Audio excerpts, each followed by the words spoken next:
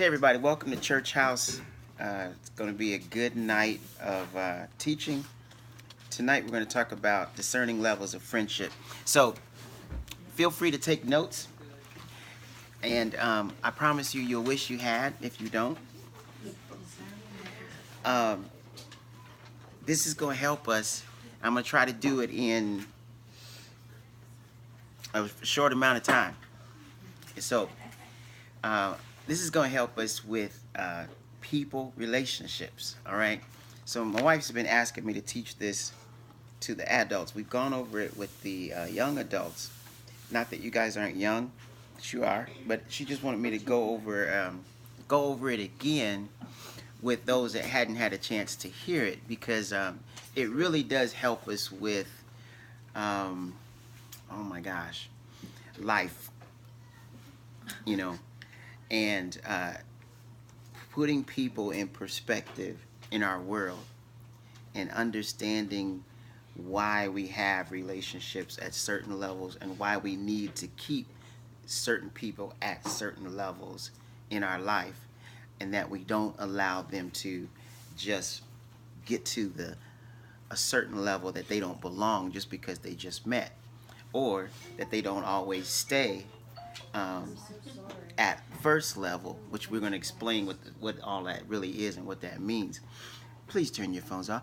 And that way we, as we understand these levels, this is very practical teaching tonight. So as we understand these levels, it will help us to understand our relationships. I'll give you an example. Young lady can be invited to on a date. Guy does a date, takes her to McDonald's, and few things can happen in that particular scenario. You know, she can automatically think, this is the guy I'm going to marry because he bought her a hamburger.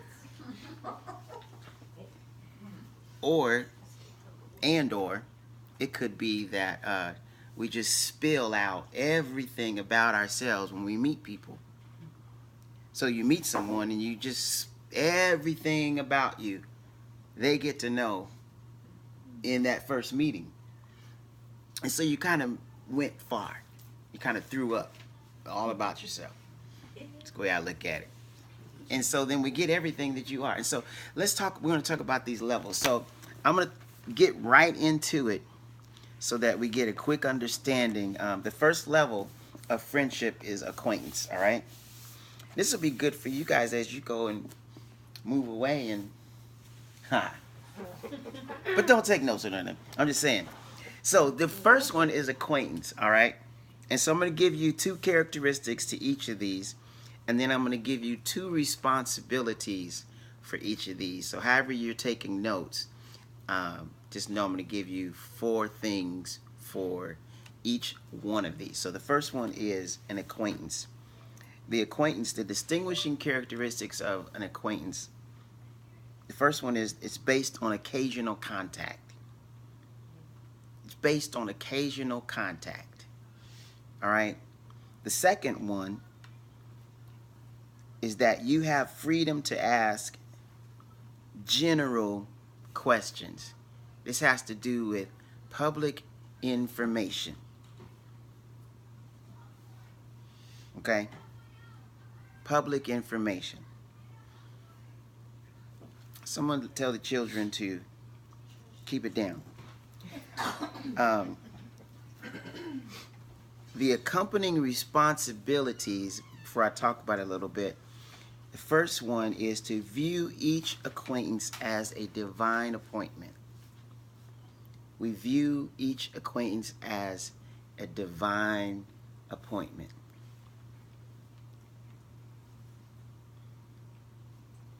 The second thing, as an accompanying responsibility, is we design appropriate general questions for new acquaintances ahead of time.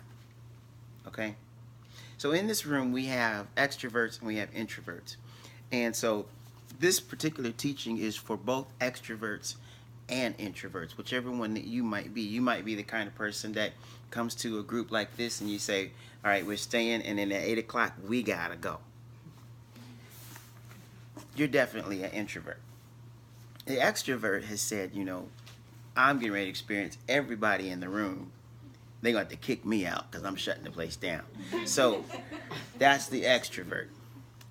And everyone falls into one of those particular categories. But this particular teaching is for both the introvert and extrovert, because we can find ourselves either not talking to people or over talking to people.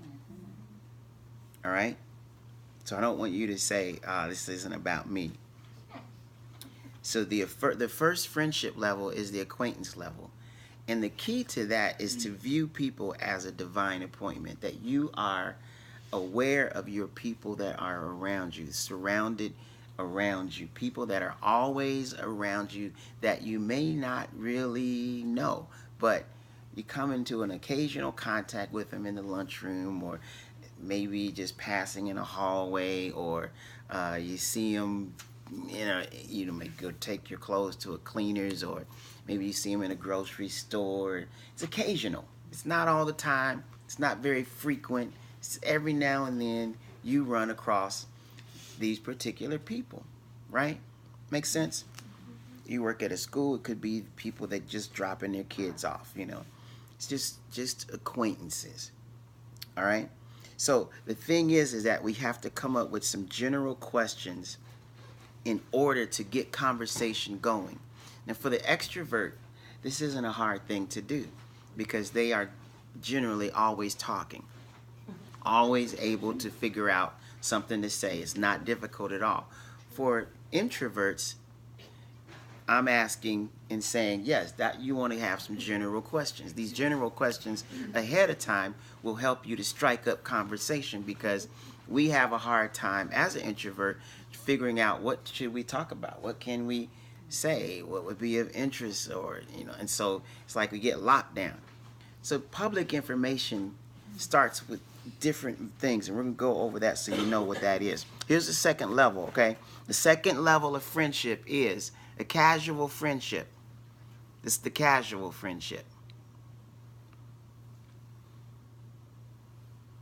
The casual friendship is two things: based on common interests, activities, and concerns.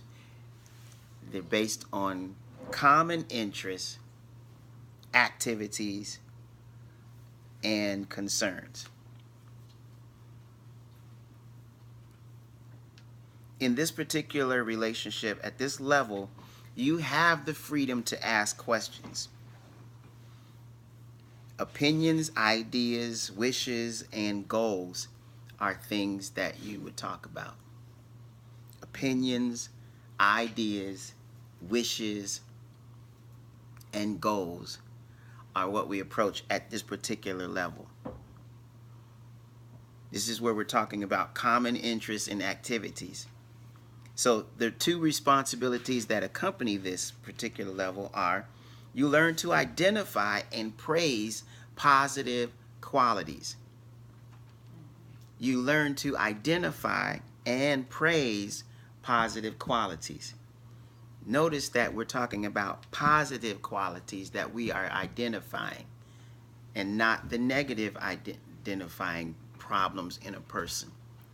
Okay? We're not looking to talk about how to get them fixed.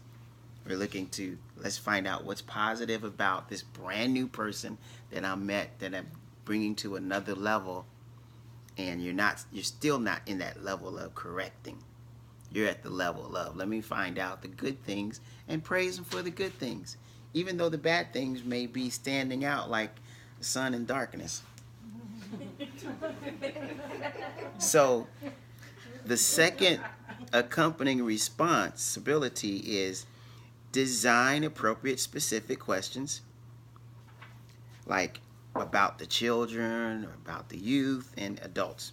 For children, for youth, and adults, design appropriate specific questions. And I'm going to give you an idea of what these specific questions can be. Whether you have a casual friendship with a child, an adult or a young person, okay? All right, when I talk about one level, this is the level that you should be talking about these things on, which means the level before that is the level you don't talk about the things in level 2 on. Okay, level 3 is close friendship or fellowship. Close. So we have acquaintance, we have casual, and now we have close.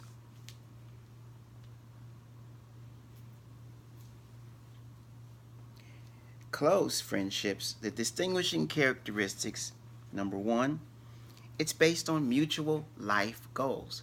You begin to talk about what are your goals in life and what are my goals in life, and let's see if they're the same, if they're close. Are they aligning? Are they mutual? Are they completely different? Are we relatable? And let's talk about those, because the second thing is that we have freedom to suggest mutual projects toward reaching those goals. We have the freedom at this level to suggest, hey, why don't you try this? That'll help you to get to where you're trying to go. Why don't you try that?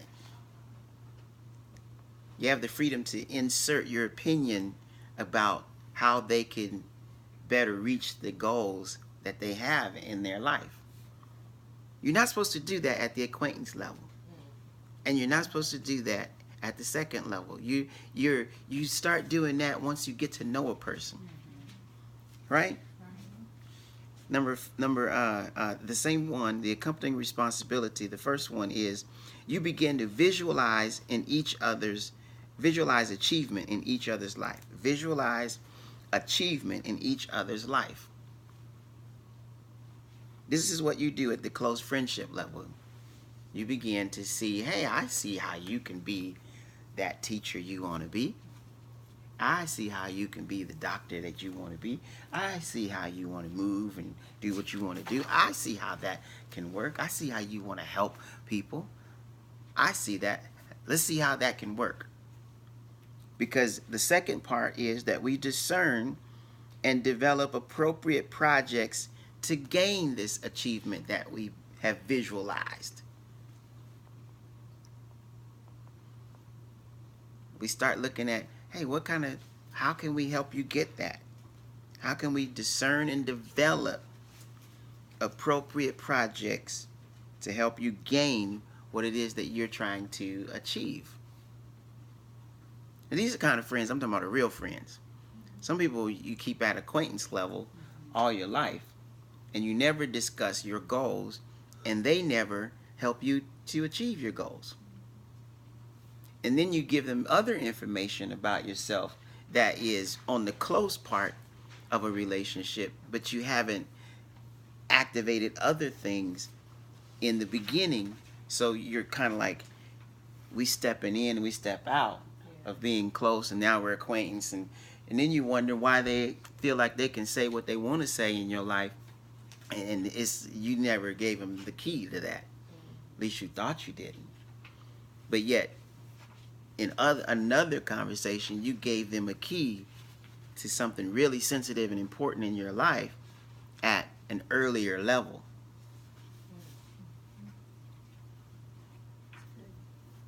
The fourth one is the intimate friendship.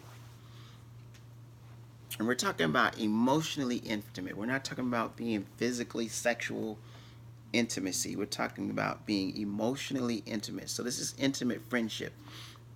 Could be two guys can be intimate. Two women can be intimate. This isn't sexual, okay? So this is based on a commitment to the development of each other's character. It is based on the commitment to the development of each other's character. I now am committed to seeing you develop and be that person that you want to be, to help you achieve the goals that we have envisioned for you, that you've talked about, that you want to see happen in your life. Now we're looking at character development. Don't talk about my character at acquaintance level. That's why we only look at positive qualities at the second level, because we're casual. You know, we're not trying to find out how. I'm not trying to fix you. Just trying to celebrate you. You're awesome. You do this. That's awesome. Isn't that wonderful? But that doesn't mean we're going to get it. Just that's the level we on. The second thing is that you have the freedom to correct each other at this level. You have the freedom to correct each other at this level of the intimate level. This is the last level. I don't have another level. So at the intimate level, we have the freedom to correct each other. If we are not at the intimate level, don't be correcting me. I'm not trying to correct you. Right? People can't come into your life and immediately skip level 2 and level 3, and now they're like, you know what, if you would do this differently, then you could probably achieve those goals that you have in your heart. That's not how a relationship works. So you've rushed. We're just supposed to look for the good qualities. Ignore the bad ones right now, because we haven't stepped into enough of the water with the person to start, deciding on what we can actually stir up.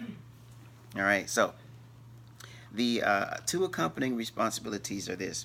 You have open honesty with discretion. Open honesty with discretion.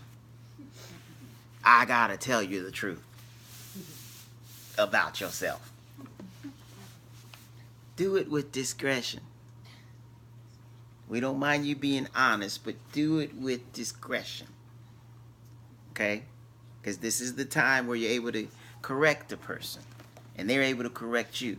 It doesn't mean you just go in and say, now all the stuff I couldn't tell you now, I'm just getting ready to let you know this is the kind of person. You ain't got this because you ain't doing that, and if you would change this, then that's not discretion. Okay? Discretion is similar to saying, you know what, I'm going to walk sensitively in this with you, and not just berate you and tell you, you need to fix this and you need to fix that, and just be like, chop the tree down. Put an axe to it and go. That's not the goal. Use discretion. The second one is discern basic causes of character deficiencies and suggest solutions. It is to discern basic causes of character deficiencies and suggest solutions. Discern basic causes of character deficiencies and suggest solutions.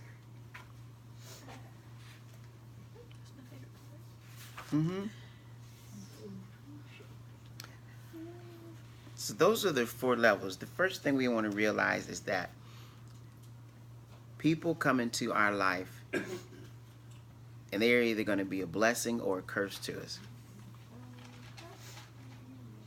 They're either going to be a blessing or a curse to us. Many times we won't find out if we're cliquish. And silence hit the room. If you're only going to relate to the people that are in your circle now, that's all you're basically, what you have is what you're going to have.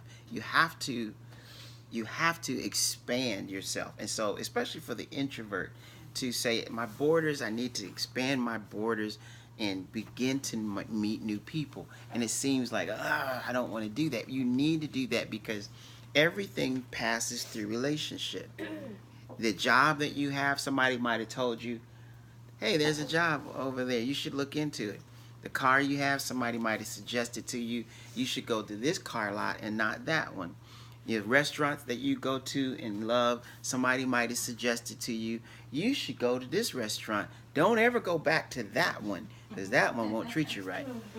People get in relationships, they hear about doctors that they should maybe go to, dentists that would treat them right and won't treat them wrong. You talk about if you're not married, you know, some people will suggest who maybe would be good for you, and others will suggest who would not be good for you. Shoes. Women always hear about a sale from another relationship. Girl, there's a sale going on over here. Go check out that sale. Stay away from that corner of the block. Everything passes through relationship, and so divine appointments, if we begin to view relationships as divine appointments, as God is working in this somehow, and not we're just passing through, and you know, whoever is whatever is, there's no intentionality, there's no purpose to living. It's just, you know, I meet friends by accident and make friends by accident. No. We begin to view, you know, this is something that God has set up. Everybody that I come in contact with is a divine appointment, and not just somebody that I could just allow to just slip through the cracks, because God may have something for me to give to them, or for them for me. Divine appointment. We ask God for, I don't know, everything, you know, so many things, and then we shut his provision off because it doesn't come the way that we think it's supposed to come. Because when it starts coming, it's going to come through a person. That's right. And if you start judging, or you're too quick, or you decide, you know, I'm not relating to this one or to that one, or you have to have somebody else let you know how somebody is before you know, jump in the water with them and decide if you want to get wet too.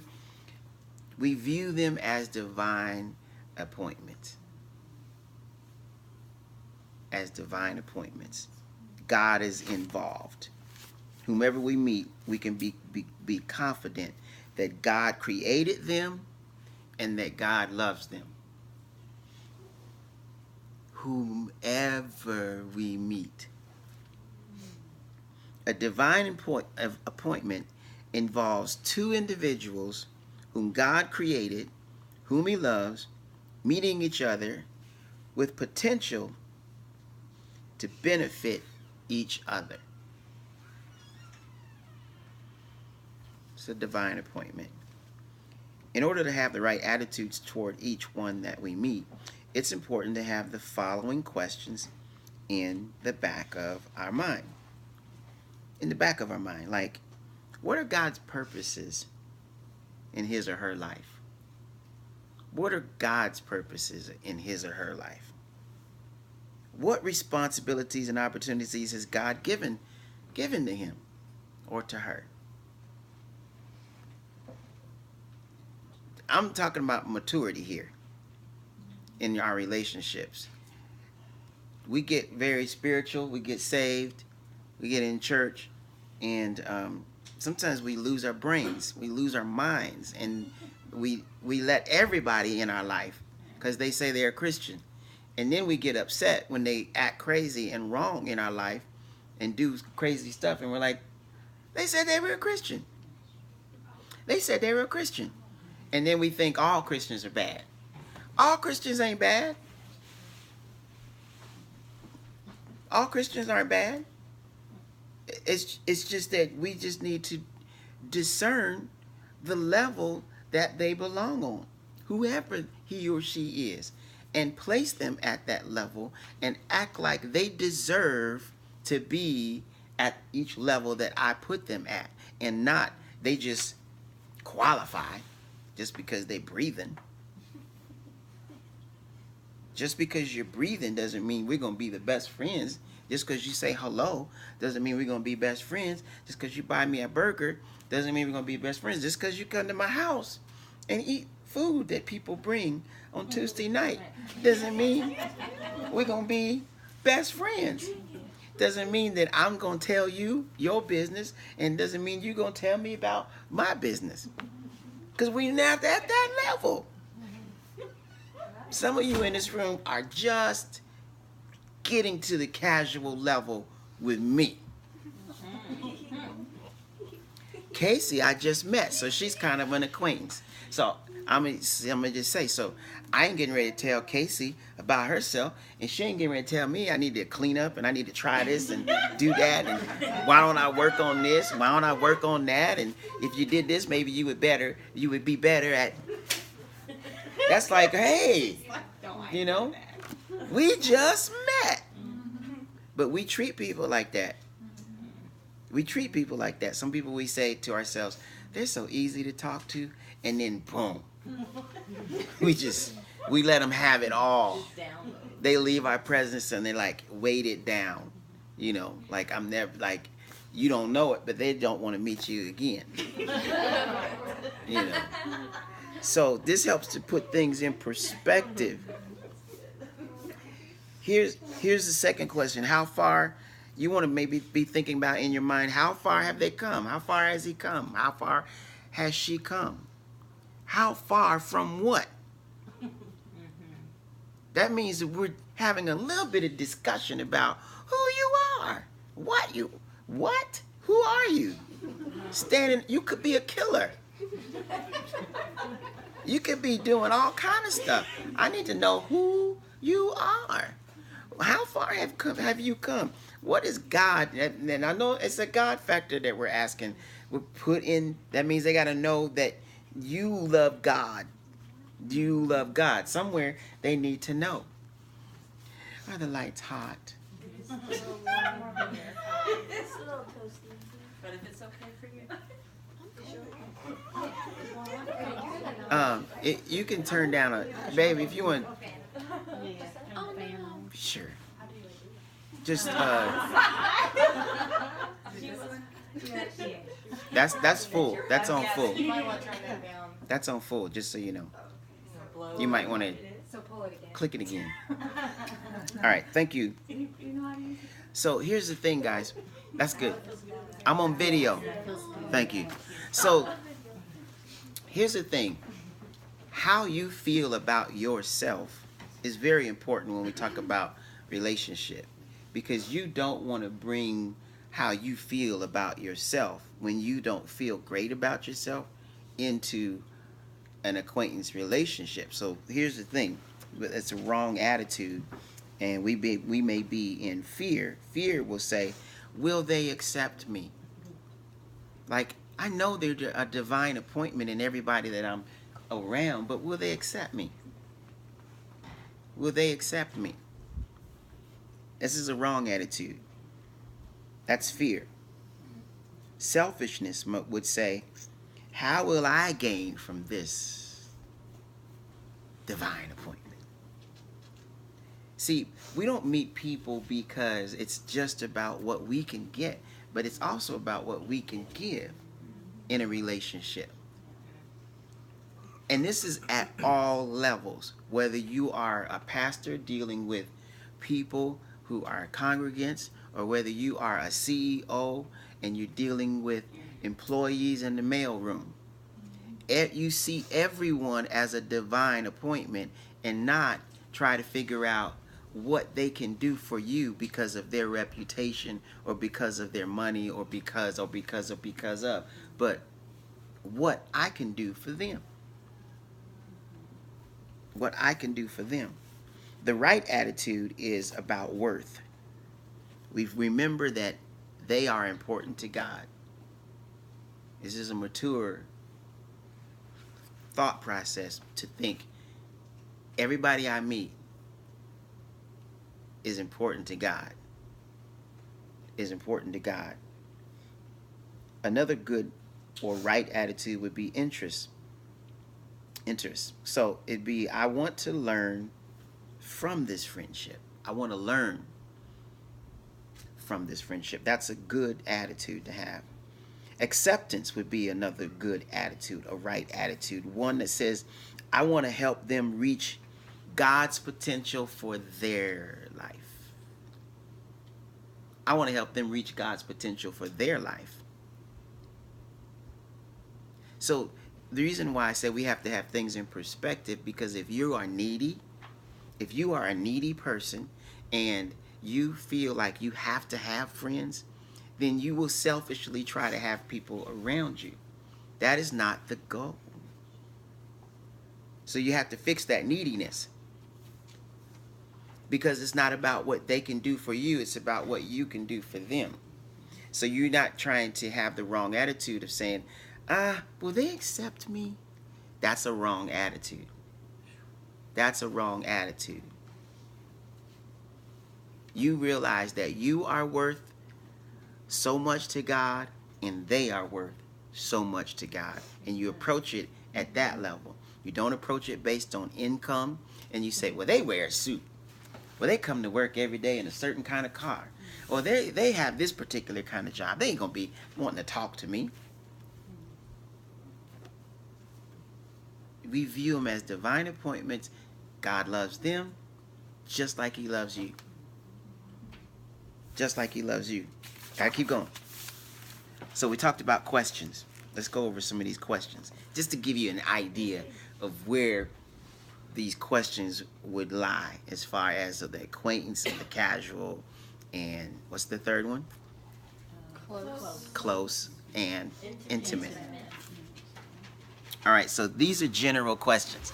This is to help us to have something in our pocket when we're meeting people.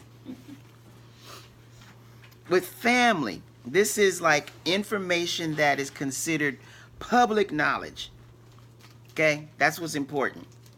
Public knowledge would be something like, what time is it? That's public knowledge. Okay, so for family, you might ask questions like this. Hey, so how many brothers and sisters do you have in your family? That's a public knowledge, public information. Okay, which number child are you in the family? Okay, so for you introverts, this is really going to help you to get a couple questions just about family, to get a conversation going, to get that person talking, no matter who they are.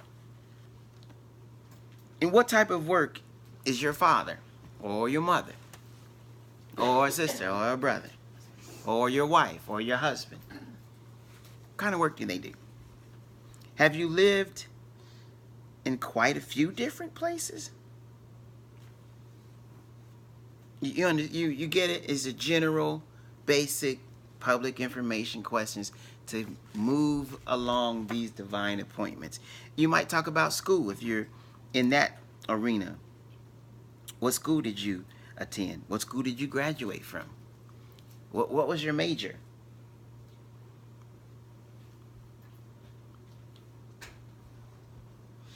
What was your favorite subject, or what wasn't your favorite subject? Church. Hey, what church do you attend? That's easy. You know, easy public information. How long have you been connected with the church? Or does your whole family belong to that church? Your whole family go to that church? Easy public information, good questions. Here's another one, interests. What sports do you enjoy? Is this making sense? What are some of the hobbies you have? Do you play any musical instruments? You want to know who a person is. You cannot assume just because they have shoes on and clothes on that they are just okay to keep going to different levels. They should qualify to go to the next level. Okay? If they're a divine appointment and we believe that they are a divine appointment, we want to make sure we're checking things right now. You know, you say something like, "Hey, what kind of job you have?" "Oh, I don't work. I don't believe in work." You know. "Oh, you don't?" You wouldn't know that if you didn't ask. That's where you got to ask the right questions so you can get some feedback into what kind of person this is. You know, you say, hey, what kind of job did your parents have when you were growing up? That's an easy pup. And they'll be like, I didn't have parents when I grew up. I was raised by wolves. You want to know. You want to know it. So when we talk then about identifying positive qualities in a person, this can be difficult because sometimes their negative qualities stand out so strong. It's like, you know, and so we want to be able to discern really what are the positive qualities. And when we say a negative quality is staring you in the face, sometimes it's because it's overused. Their positive quality is so overused that it's a negative. Okay? We look at people like God looks at people. Okay? Okay? Okay. So, you might have a person that seems like they're deceptive.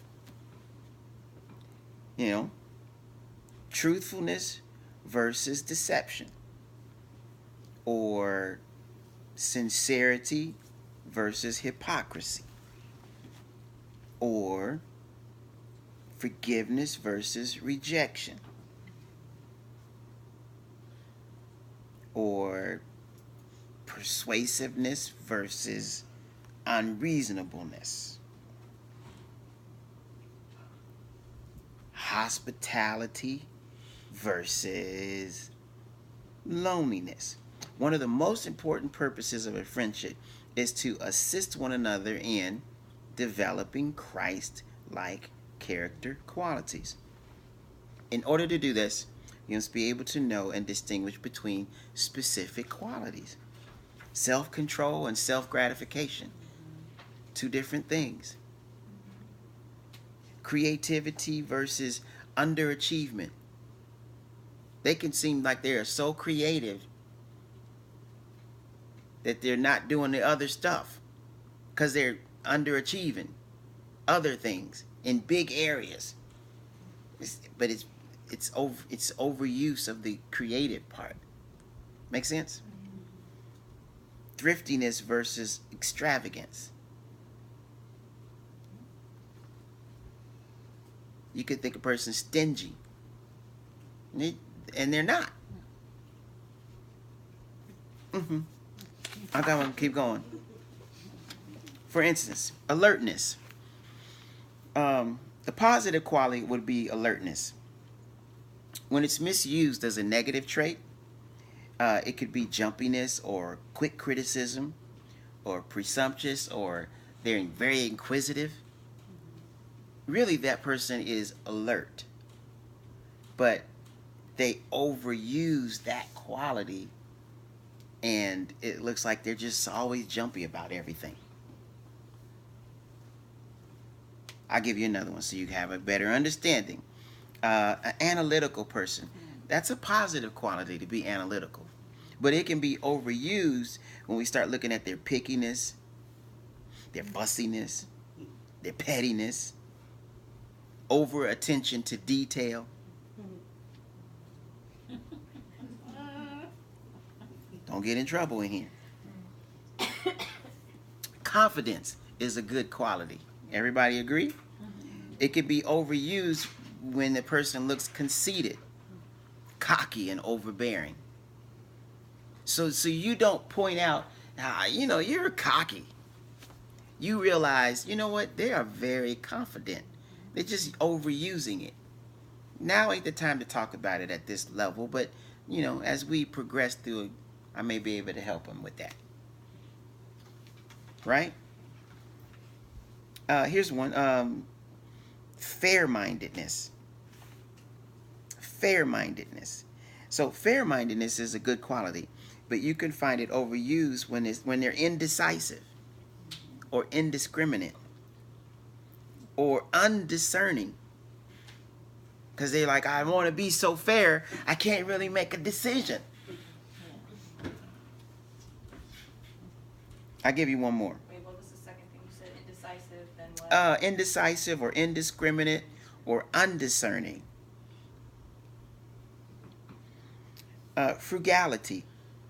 We were talking about stingy, miserly, penny pinching.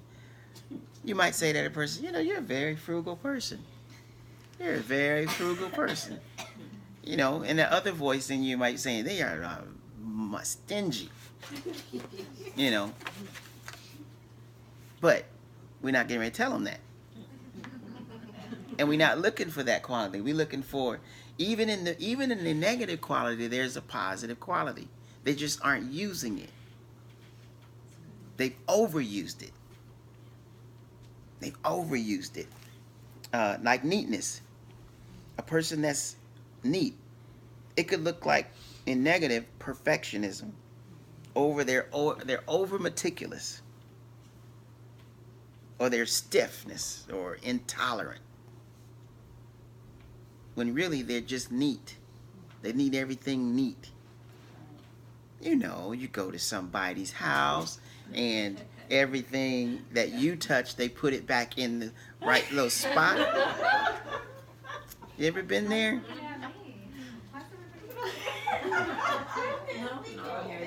You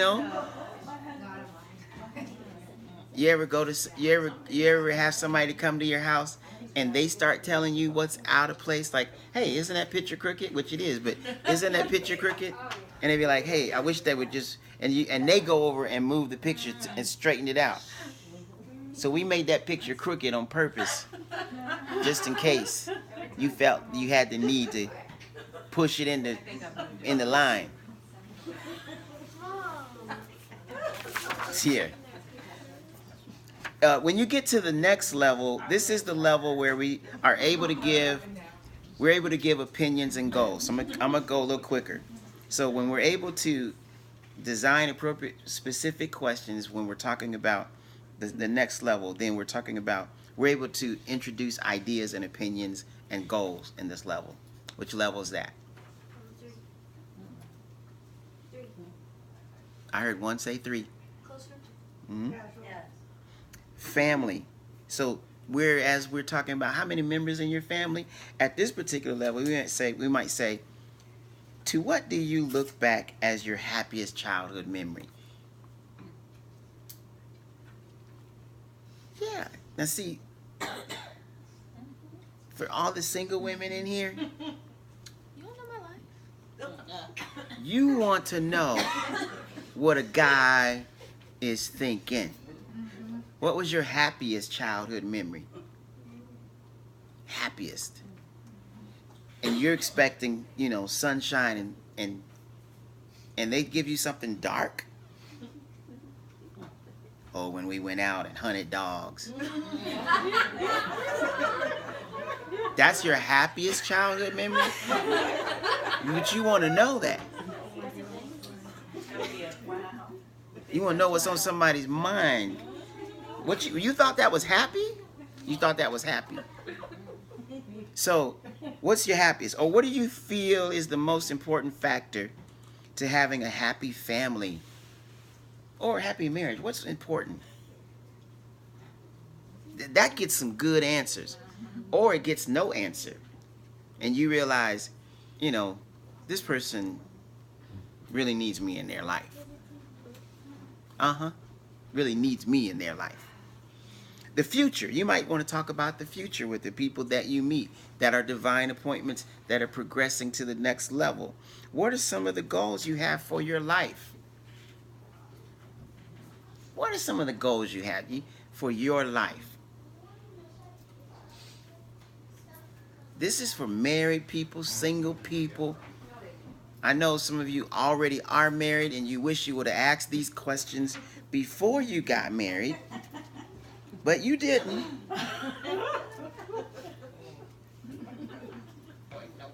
What to you is the most important thing in life? That's a good question about the future. What's the most important thing to you in life? You guys are about to move and you might start a church house and start just having some discussion just around the carpet and just say, hey, so what's important to you in life? and you want to hear what these answers are that people give, let you know where to place them in your life. If you could have one wish right now, what it would be? What would it be? If you could have one wish, what would it be?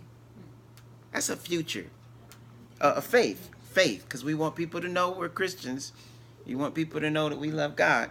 You might say, what do you think God's purpose was in making you? Or what were the events which led up to you becoming a Christian? What do you think your spiritual gift is? These are great questions for conversation and for getting to the next level and for being able to sow yourself into someone else. Right? Okay, I'm going to keep going. Because at that level, we're trying to visualize character achievement. So we are helping overcoming the fear of failure. We're visualizing their achievement. We're visualizing vocational achievement and what they're doing, you know. I'm using y'all because y'all about to go. But Scott does what he does in physical therapy, and hopefully that's what it is called, but physical therapy. And so he said he wants to live in Tennessee, and he wants to do physical therapy, and he wants to get out of Allergy City, which is where he is currently. So immediately I started visualizing what he was saying he wanted, you know. So what is it going to take for y'all to get there? Well, I need this job to come through, right? Amen. So then I start praying, you know, God, help them to get that job and not the wrong thing. Because then you start visualizing, what is it going to take for them to get to the next thing that they want, right? Their goals. We're talking about goals at this level, right? We start talking about instilling a sense of destiny. One of the essential tasks that your parent did for you is that they gave you a sense of destiny. They said to you at some point in your life, you're either going to be something or you ain't going to be nothing. And when they say those words send you toward destiny. When they tell you, when they told you you're going to be successful, that sent you towards success. When they told you you're just a failure, you're just nothing, that sent you towards nothing. And so we have to be very careful of what we say to the relationships around us. You got to fix yourself. If somebody said to you, you're going to be a failure all your life, or you just like your daddy, or you ain't no better than your mama. Because that's stuff that folks say, and parents shouldn't say that to their children unless it's positive. Amen. Amen. But still, people say the wrong things to us. And we say the wrong things to people. Right? When somebody says, you know what, you make a good doctor, you start thinking to yourself, I don't mind blood. I could deal with that. I like people. I like to help people. I think I'll be a nurse. You know, nurse. So if I fall out, I have 2 nurses by me to cover me and wave at me. Yeah. Thanks for the vote of confidence. At these particular levels, we start designing character projects to help people with the things that they need help with to get to the next level. This isn't at the first level. We start visualizing achievement for a close friend, and we prepare the way to design projects with him or her in order to reach whatever it is that's being visualized. You know, Jill and Laura meet at least once a week, right? But that didn't start where they got together, Laura and my neighbor. For you guys that still haven't met everybody, Lord. So she lives over there, but it didn't mean she could just come over here and be like, hey, let's sit down and talk, or vice versa. That took like a few how you doings to decide whether I want to open up. Right. It took long enough to decide what are we going to open up ourselves to, get to know a person. Don't ruin my message. And how we progress from one level to the next, and to the next, and to the next. So they start talking about projects that they have going on and how each one can achieve those projects. This is friendship at a mature level, so that we can help each other get to where they need to get to in life. You want these kind of people in your life. So then what you do is you start looking at people as divine appointments, instead of, they don't have nothing to offer me, therefore they don't qualify to even be in my world. I used to be like that. Okay? That's why I wouldn't do this right here, because it wasn't worth it. Because y'all couldn't do nothing for me. Because I was interested in this over here. And unless you were able to help me with this over here, why would we need to communicate?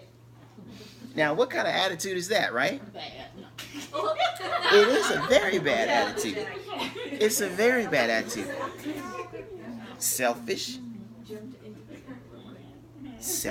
and I'm sure we could think of a whole lot of other things too.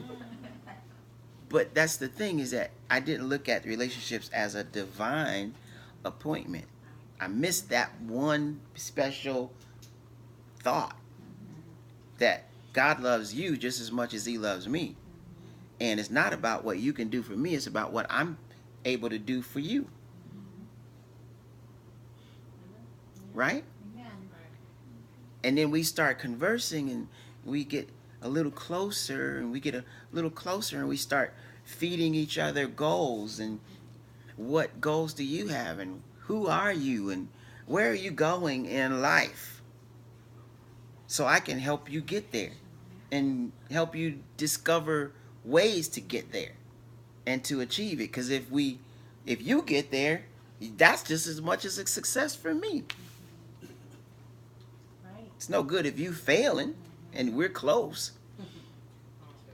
You know, I'm gonna just say this, on the political level, you know, right now there's people in America that want Trump to fail, just because they don't like Trump. If Trump fails and America fails, they would be happy, so that they could say, see, and see. I ain't that way. Please be successful so I can be successful. That's all I'm saying. That's all I got to say about that. So we start looking and designing character projects to help them, and they would do the same. So we start looking at blind spots. This is the last bit that I'll give you. We start looking at blind spots, because we have normal behavior, and then we have a lowered norm of behavior, which happens to be the blind spot. So God has a norm or a standard of behavior for each one of us in every area of our life. He has a standard of behavior. Okay? The norm of behavior is in morality, not in morality, but in. Norm of behavior, in obedience, in gratefulness, in humility. Morality, obedience, gratefulness, humility.